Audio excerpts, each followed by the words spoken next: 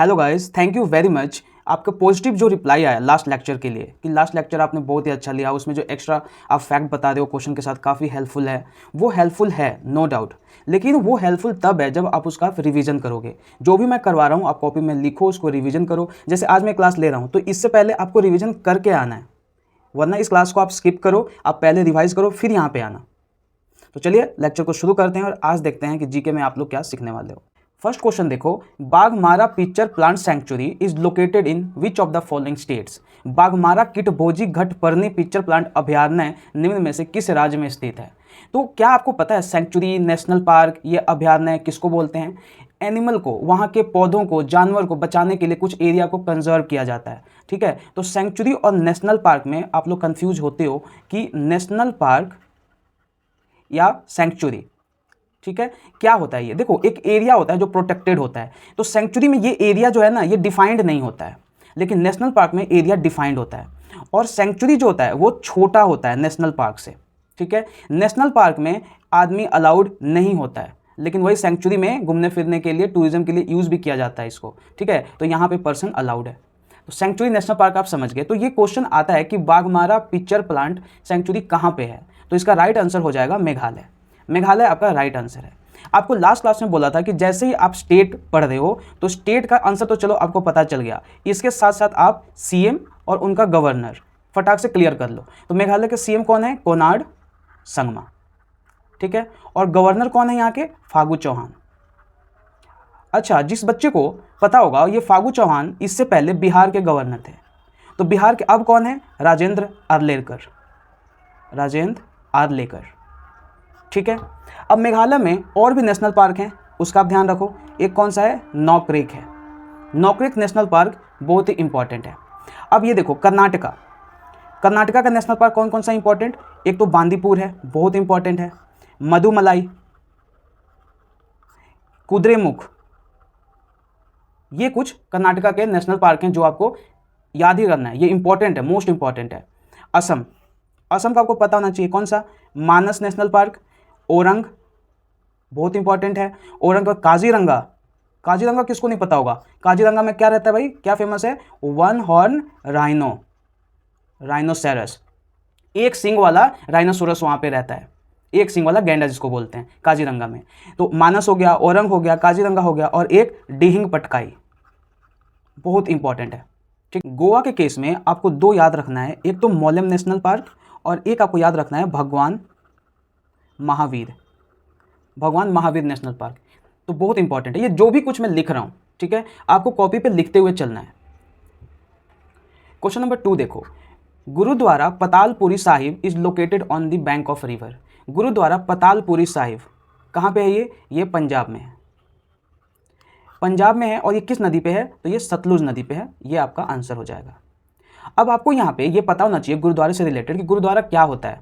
जैसे हमारा मंदिर होता है, ठीक है, इस्लामिक पीपल के लिए क्या होता है? मस्जिद होता है। ठीक है, क्रिश्चियन के लिए चर्च होता है। वैसे ही सिख पीपल के लिए, ठीक है, जो सिख धर्म को अपना चुके हैं या सिख धर्म को जो फॉलो करते हैं, उनके लिए क्या होता है? गुरुद्वारा होता है।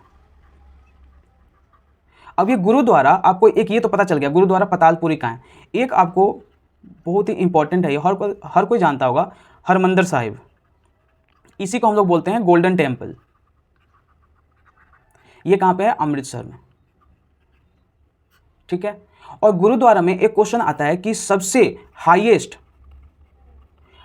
गुरुद्वारा कौन सा है, जो ऊंचाई पे है, सबसे ऊंचाई पे कौन सा है? तो वो है हेमकुंड साहिब, हेमकुंड साहिब। और ये कहाँ पे है? ये चामोली डिस्ट्रिक्ट में है। कहाँ पे है चामोली डिस्ट्रिक्ट? उत्तराखंड, याद रखना ये भी।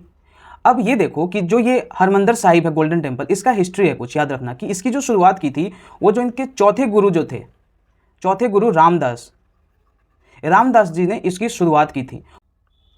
और जो पांचवें गुरु थे, फिफ्थ गुरु इनके कौन थे? गुरु अर्जुन देव। ठीक है, तो ये जो थे इनके पांचों गुरु थे और इन्होंने इसको फिनिश किया था, कंप्लीट करवाया था। और रंजीत सिंह, ध्यान रखना, जो रंजीत सिंह थे, इन्होंने इसे, जो हम गोल्डन सुनते हैं ना, तो इसके लिए इन्होंने गोल्ड दिया था। तो याद रखना इस चीज़ को। ठीक है, और रामदास ने जो ये अमृतसर और जो स्टार्ट किया था गोल्डन टेम्पल बनाना, ये भी क्वेश्चन आता है कि अमृतसर सिटी को किसने स्टार्ट किया था, किसने इस शहर को बसाया, तो वो रामदास। ठीक है, और इस रामदास को जमीन किसने दी थी, अकबर ने डोनेट किया था। ठीक है, याद रहेगा। क्वेश्चन नंबर 3 देखो, in which of the following years was the planning commission of India set up, योजना आयोग की स्थापना कब हुई थी, 1950, 1945, 1958, 1962। तो राइट आंसर हो जाएगा 1950।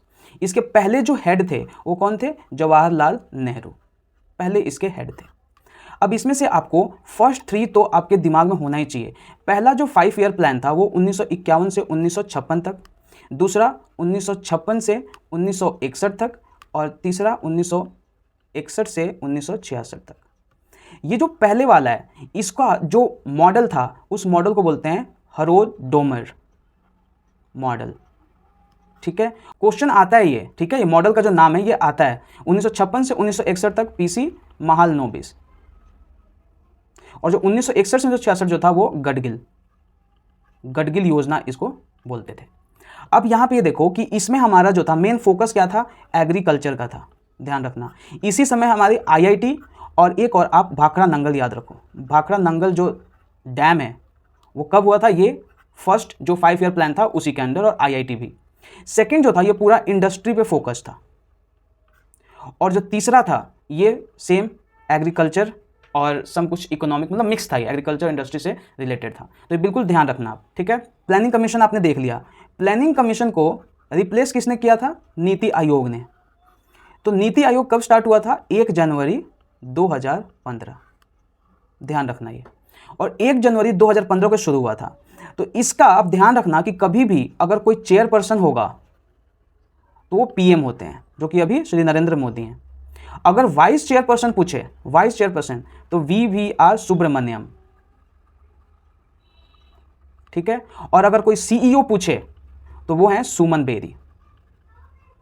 ठीक है, ये हमारे देश के थिंक टैंक होते हैं, ये बताते हैं कि आने वाले साल में क्या प्लानिंग है हमारी। ठीक है, तो इसका राइट आंसर 1950। नेक्स्ट क्वेश्चन देखो, in which of the following years was the second round table conference in London held. Second round table की बात कर रहा है। ठीक है, गोलमेज सम्मेलन, द्वितीय गोलमेज सम्मेलन। तो आपको क्या पता है गोलमेज सम्मेलन है क्या, पहले तो ये पता होगा तभी तो दिमाग में बैठेगा जो भी आप पढ़ रहे हो। ठीक है, तो गोलमेज सम्मेलन क्या होता है, देखो 1927 में साइमन कमीशन आया था, और साइमन कमीशन के बाद जो है सिविल डिसओबीडियंस की प्लानिंग चल रही थी। ठीक है, सिविल डिसओबीडियंस के अंदर इन्होंने शांत करने के लिए, जो उस वक्त जो वाइस रॉय थे इरविन, इसको शांत करने के लिए इन्होंने प्लानिंग किया कि चलो हम लोग गोलमेज सम्मेलन करवाते हैं। तो उस वक्त जो रैमन से मैकडोनल्ड जो प्राइम मिनिस्टर थे वहाँ पे इंग्लैंड में, उनसे मीटिंग की, उन्होंने कहा कि चलो ठीक है राउंड टेबल करवाते हैं। ये फर्स्ट टाइम ऐसा हो रहा था कि इंडियन पॉलिटिशियंस जो थे उनको बराबरी का दर्जा दिया जा रहा था और इक्वली रखा जा रहा था और डिस्कशन किया जा रहा था। तो इसमें 3 हुए थे, फर्स्ट, सेकंड, थर्ड। तो पहला हुआ था 1930 में, दूसरा 1931 और तीसरा 1932 में। ठीक है, और ये क्वेश्चन आता है कि कांग्रेस ने किस में पार्ट लिया था, तो कांग्रेस ने इस वाले में पार्ट लिया था। इसी के साथ आपको ये भी ध्यान रखना है कि इसी में 5 मार्च 1931 को क्या हुआ था, क्वेश्चन आता है ये, Gandhi Irwin pact. Gandhi Irwin pact कब हुआ था, ये 5 मार्च 1931 को। अब इसी में आपको यह ध्यान रखना है, क्वेश्चन आता है कि कौन से ऐसे पॉलिटिशियन थे जो कि तीनों गोलमेज सम्मेलन में पार्ट लिया था, तीनों में, तो वो कौन थे, भीमराव अंबेडकर। ठीक है, भीमराव अंबेडकर। इसके साथ साथ आपको देखो ये तो पता होता है हर किसी को भीमराव अंबेडकर, लेकिन अब ये भी क्वेश्चन पूछता है कि इनके साथ एक और थे, वो कौन था, तो तेज बहादुर सप्रू। ये दोनों थे जिन्होंने तीनों गोलमेज सम्मेलन को इन्होंने अटेंड किया था। तो चलो इसका राइट आंसर तो आपको पता चल गया होगा, ऑप्शन डी 1931। फिफ्थ क्वेश्चन देखो, which of the following statements about Swami Dayanand Saraswati is incorrect. Swami Dayanand Saraswati, देखो he was the founder of Arya Samaj, बिल्कुल ठीक है, कोई दिक्कत नहीं है। His birth place was Gujarat, बिल्कुल सही है। He author the book Satyarth Prakash, बिल्कुल सही है। He was the founder of Brahmo Samaj, wrong. ब्रह्मो समाज के संस्थापक कौन थे, बताओ, राजा राम मोहन राय। अब ये हर किसी ने रट लिया है, लेकिन अब साल पूछने लग गया है, 1828 में। ठीक है, और आर्य समाज की स्थापना कब हुई थी, 1775 में। अब 1775 से 10 साल बाद एक बहुत ही इंपॉर्टेंट चीज हुआ था, आज आपके हर शहर में हर जगह पर है DAV स्कूल। DAV स्कूल के संस्थापक कौन है? हंसराज, जो कि दयानंद सरस्वती के ही क्या थे? डिसाइपल थे। तो हंसराज ने स्टार्ट किया था DAV का, कब? 1885 में। 1885 में एक और चीज़ हुआ था, इंडियन नेशनल कांग्रेस की स्थापना हुई थी। इंडियन नेशनल कांग्रेस की जब स्थापना हुई थी तो कौन था वाइसराय? वो डफरिन था। इस तरीके से लिंक करके पढ़ाई करना है, ठीक है। अभी DAV पहली बार जब हुआ था, ये सिटी याद कर लो कि पहला जो DAV खुला था, हर किसी को पता होगा कि इंडिया में नहीं, ये लाहौर में खुला था, ठीक है जी। नेक्स्ट क्वेश्चन देखो, who among the following was one of the founders of the Hindustan republic association? Ram Prasad Bismil, Lala Lajpat Rai, Jatindra Nath Mukherjee या सूर्यसेन? तो राइट आंसर हो जाएगा राम प्रसाद बिस्मिल। तो आपको पता होना चाहिए कि HRA जो है 1828 में जाके इसी को हम लोग HSRA जानने लग गए। अंतर क्या था? यहाँ पे सचिंद्र नाथ, ठीक है, सचिंद्र नाथ इनके हेड थे, लेकिन यहाँ पे हेड इनके भगत सिंह थे। तो शुरुआती में जो स्टार्ट हुआ था वो सचिंद्र नाथ ने, और राम प्रसाद बिस्मिल अशफाक उल्ला खान ने स्टार्ट किया था इसको। और 5 अगस्त 1925 को काकोरी एक्शन प्लान, इसको नहीं पता होगा, ये काकोरी एक्शन प्लान जो है 5 अगस्त 1925 को इन्होंने एग्जीक्यूट किया था, जिसकी वजह से राम प्रसाद बिस्मिल को, अशफाक उल्ला खां को, इन सबको फांसी हो गई थी। और यहाँ से क्वेश्चन बनता है कि फर्स्ट मुस्लिम जो शहीद हुए थे, जिनको फांसी दी गई थी, वो थे अशफाक उल्ला खां, ठीक है। क्वेश्चन नंबर 7 देखो, which of the following has the same dimension as that of linear momentum? आपको यहाँ पर पहले ये पता होना चाहिए कि डायमेंशन क्या होता है। जैसे यहाँ पे लिखा हुआ है रैखिक संवेग की बीमा के समान होती है, ये है क्या? डायमेंशन किसको बोलते हैं? देखो, कोई भी चीज़ अगर आप मापते हो तो उसके पास कुछ तो मास है, किलो वगैरह जो आप बोलते हो मास, कुछ लेंथ होगा, और कुछ कोई चीज़ होगा तो उसके पास टाइम भी होगा कि कितना टाइम में हो रहा है। तो इसके फॉर्म में हम लोग डायमेंशन लिखते हैं, ठीक है। तो मास के लिए m, लेंथ के लिए l और टाइम के लिए t। अब देखो, मोमेंटम का फॉर्मूला क्या होता है? रो और mv होता है, मतलब मास और वेलोसिटी। तो मास के लिए आप यूनिट क्या लोगे? बताओ, मास के लिए यूनिट आप केजी लोगे या ग्राम लोगे, जो भी लोगे। तो यहाँ पे मास है ना, तो यहाँ पे मास के लिए हम एक पावर लगा देते हैं कि एक मास है यहाँ पे। वेलोसिटी के लिए आप क्या करते हो? मीटर पर सेकेंड, इसका ये यूनिट होता है। तो जो मीटर होगा, मीटर मतलब एक लेंथ है, तो l के ऊपर भी 1, और सेकेंड नीचे है ना, आपने मैथ में पढ़ा होगा कि किसी चीज़ को ऊपर ले जाते हैं तो ये सेकेंड -1 हो जाता है, ठीक है। तो ये सेकेंड -1 मतलब एक -1 हो जाएगा, तो t के ऊपर हम लोग -1 लगा देंगे, तो इसका ये हो जाएगा क्या? डायमेंशन हो जाएगा। इसमें अगर आपको डाउट है तो आपको पता है कि डिस्क्रिप्शन में व्हाट्सएप का लिंक दिया हुआ है, ग्रुप का लिंक दिया हुआ है, आप वहाँ पे डाउट क्लियर कर सकते हैं। आप अपना प्रॉब्लम भेजो, मैं कोशिश करूँगा कि आपका डाउट क्लियर कर दूँ। तो m1, L1 और t इनवर्स क्या होता है? ये डायमेंशन होता है मोमेंटम का। तो इसका इम्पल्स का सेम होता है।